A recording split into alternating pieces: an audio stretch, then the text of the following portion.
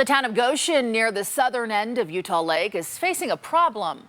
Over the last 3 weeks, law enforcement has received several reports of cars being damaged because of some sort of weapon.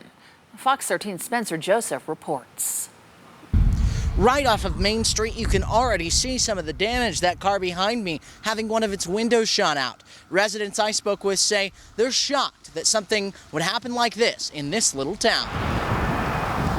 And so it's very frustrating to see this happening and not yet have a clue as to who's doing it. The town of Goshen is about 4 blocks in every direction. The few people that live here are a tight-knit community, and it's supposed to be a quiet little town where nothing happens.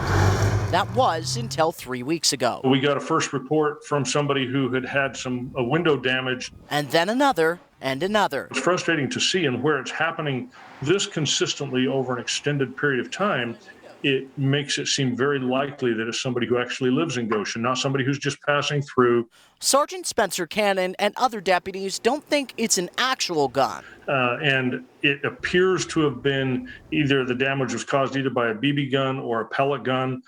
We don't believe it's like a rifle or a handgun because those would have enough power to punch all the way through. But the damage costs money all the same. We've had about a dozen reports so far. The damage totals are into the thousands of dollars. Damage like this one to a man's truck who lives in Goshen. He didn't want to go on camera, but says once he found out what was happening Tuesday night, he looked at his truck and saw not one, but 2 hits, and is very frustrated at the situation. Law enforcement has stepped up patrols. The deputy who's assigned out there in Goshen, he even went out there one night just to drive around and see if he could see anybody that was out and about that might be suspicious. He didn't find anybody, but he did discover 3 other vehicles that had sustained this kind of vandalism damage. So the hope is someone has seen something, anything, to give them a lead.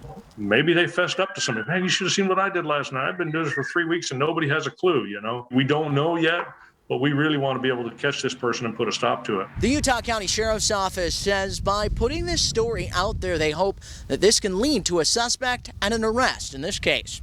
In Goshen, Spencer Joseph, Fox 13 News, Utah.